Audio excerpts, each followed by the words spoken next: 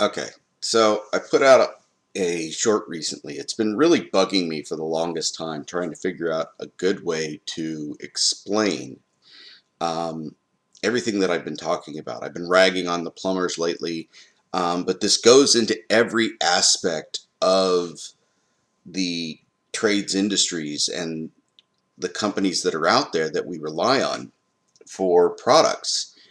And there was a huge shift that happened, and it's coming down. Um, the idea that a monopoly exists is not just the idea that a single company um, is the one who's in charge of doing everything. Okay, um, to start with, let's back up just a little bit. That there's a lot of people who understand what supply and demand is. You have supply, and the more supply, the less demand, all that good stuff. Well, here's the thing.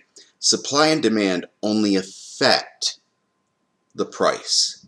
Price is set by what the market will bear, okay?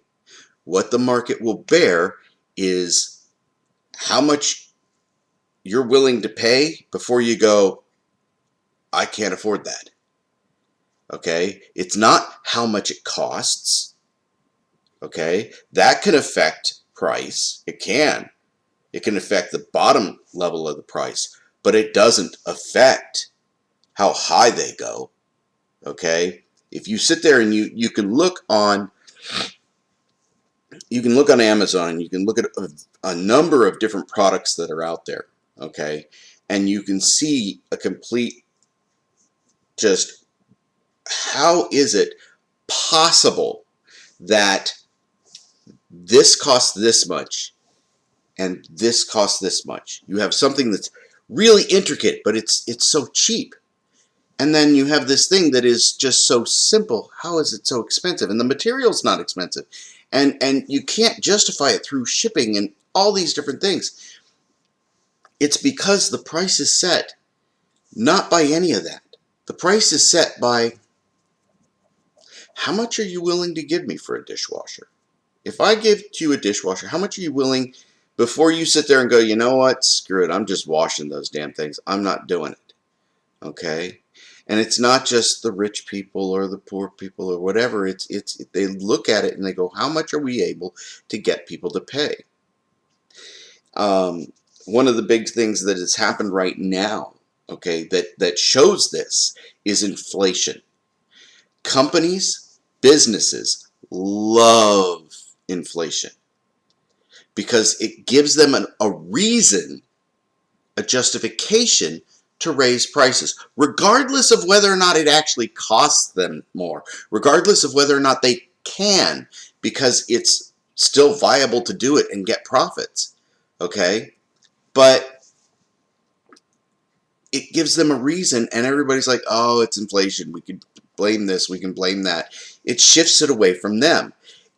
They'll sit there and say, oh, it's based on the president. Okay, well, the president is kind of to blame, but they're leveraging the situation created there to make it even worse. Okay, so supply and demand will play a part in how the prices go, but the simple fact of the matter is it is always set by what the market will bear, how much they can get you to fork over. And they will just sit there and look at you and say, well, would you pay $400 for a washer? Yeah. Well, what about 401? What about 405? What if I changed it to that? What if I changed it to 415? And at some point during that little bidding thought process angle, they come to a point and they go, okay, that's the last penny. I just can't do it. Okay? And they go, okay, back it up just a little bit. That's the price. And that's how they sell to people. And people don't realize this.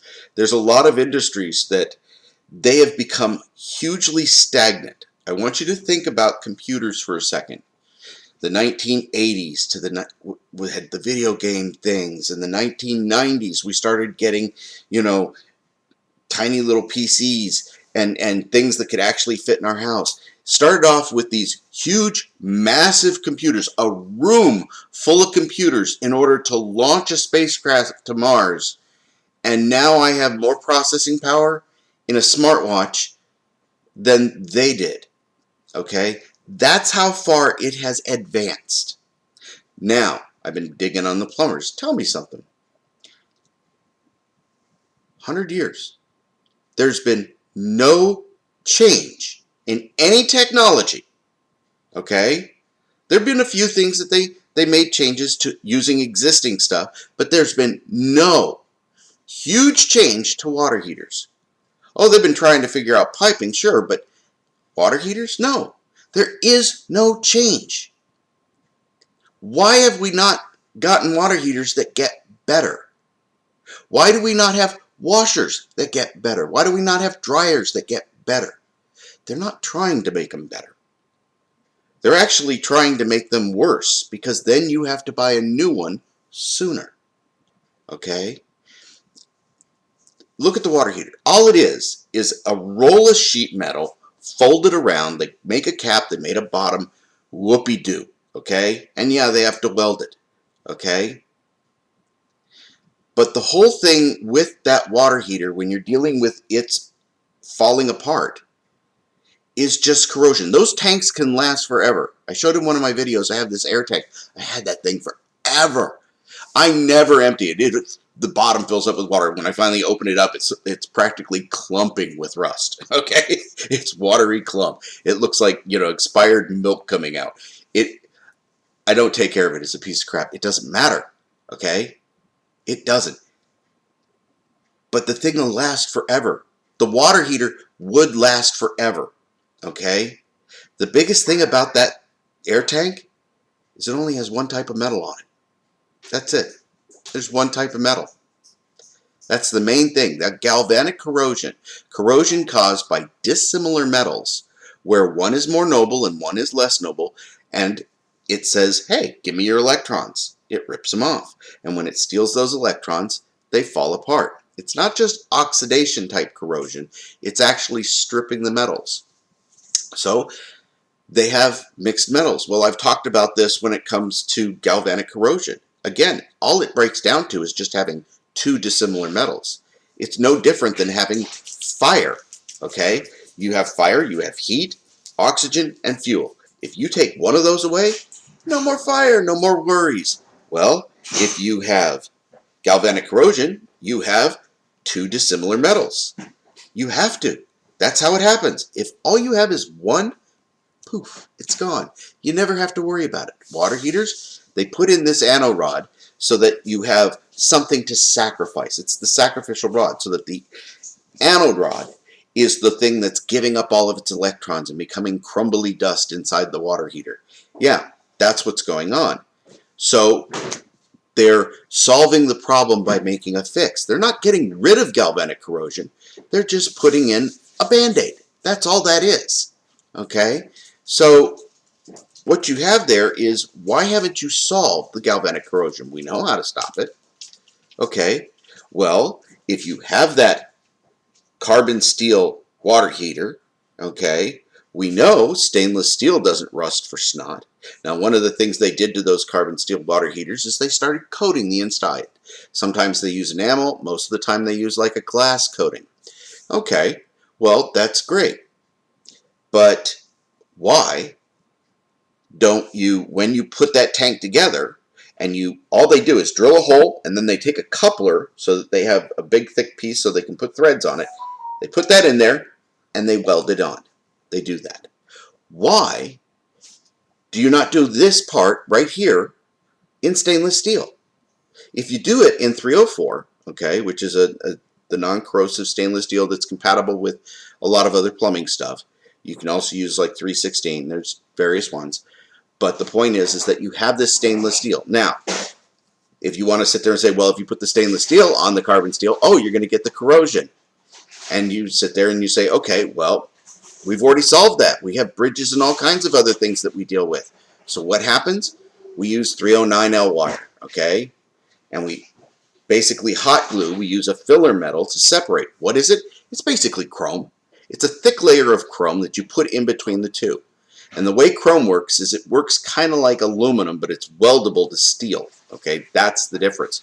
is when you have aluminum, if you ever see those experiments, they take aluminum and they scratch it, and then it has this effect of coming out and blurbing off. And what happens is that as soon as oxygen hits aluminum, it immediately corrodes and forms aluminum oxide. But that aluminum oxide becomes a protective layer. Same thing happens with chrome. It creates this immediate protective layer between itself and the outside. Okay, one of the things they could do with those tanks is just chrome plate the inside. You know, there's other aspects that you have to worry about because chrome does eventually have other issues. But the simple fact of the matter is when you're looking at those tanks, you've still got the steel. If you're still coating the entire inside with glass, the only thing that's exposed is going to be those stainless steel threads. So, what do you have? You have stainless steel. Now you have something that you can put using pipe, using something else that you can put on there. Now, brass is considered an okay thing to put on the 304. It's a transition metal. It is providing an exceptionally low galvanic reaction to the point where it's considered acceptable. Okay, it still occurs. It's just so low that it's considered acceptable. It still happens. Trust me, 20, 30 years, yeah, you're going to get corrosion. You're going to get stuff happening there. But it is so slow, so bad that if you just took it off and then cleaned it up and put it back on with some new tape, you're pretty much fine. So dealing with stainless steel to now brass or stainless steel, you're doing okay. I'm still not a big fan of brass because it is 60% copper, and copper, I'm going to tell you over and over, it's shown to lead to senility. All these houses with this copper, the long-term exposure is causing senility, okay, which is why we're not using it, okay? It's why we try to get away from it.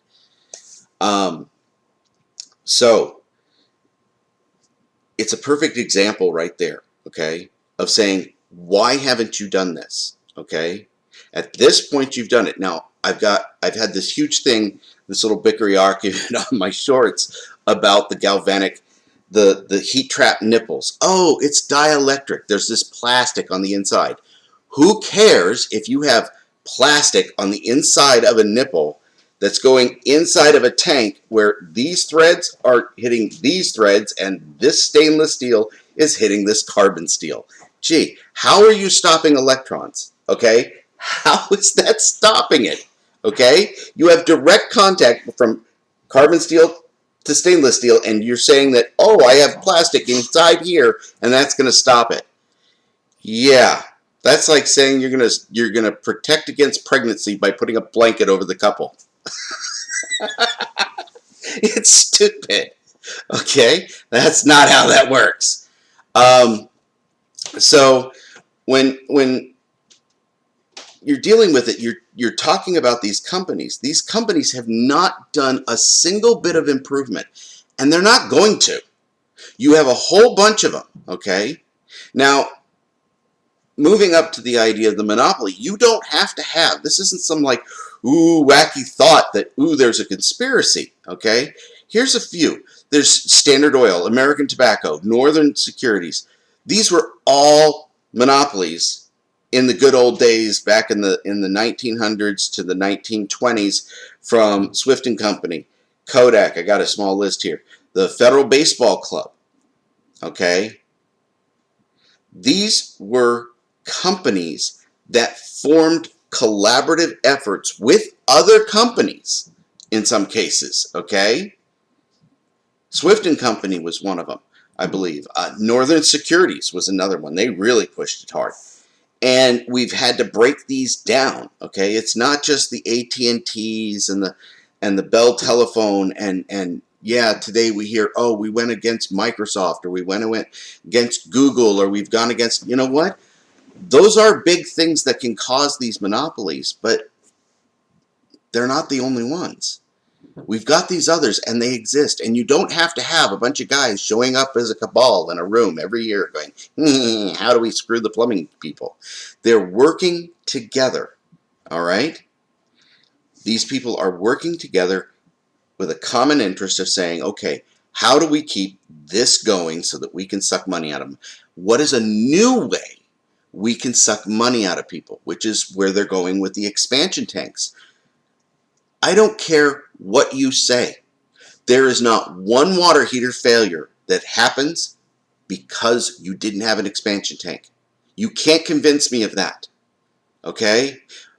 Expansion tanks are great for dealing with water hammer from pumps, wells, things like that.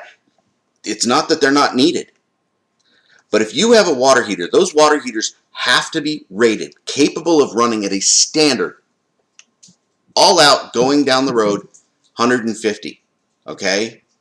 They don't burst until 300. That's nowhere near catastrophic. 80% of that, 80% of your run, okay, which is where you do it, 80% at good running level, that's 120. And what do we have those TMP valves set at? 120. Okay? It automatically releases that pressure. It's never going to get even to operating level. Okay?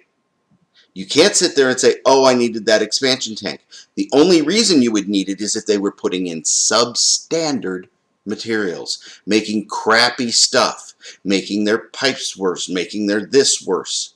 Okay?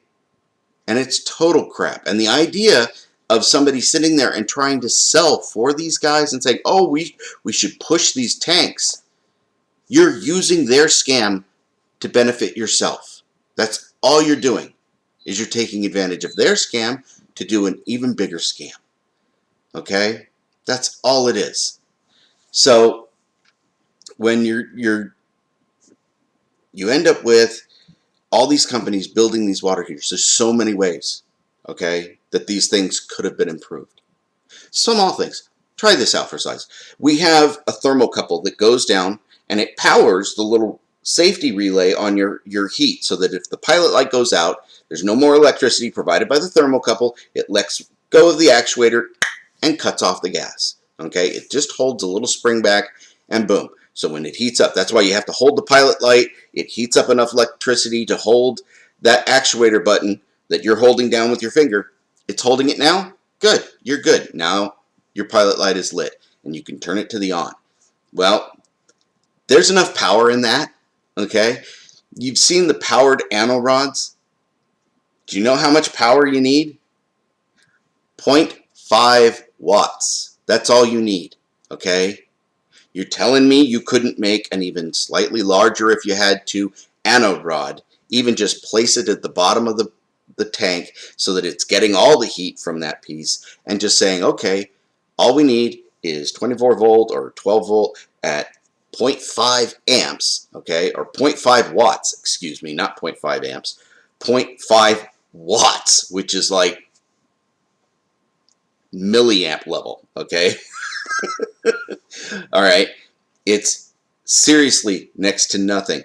And you plug that in right next to where? The thermostat that goes into the tank. You're telling me that they couldn't have done that? So even if you weren't going to solve the galvanic corrosion issue, you couldn't just say, okay, we're going to put an electrified one in that's powered by the gas system itself as well, so that no, you're not plugging into a wall, you're not using some DC converter.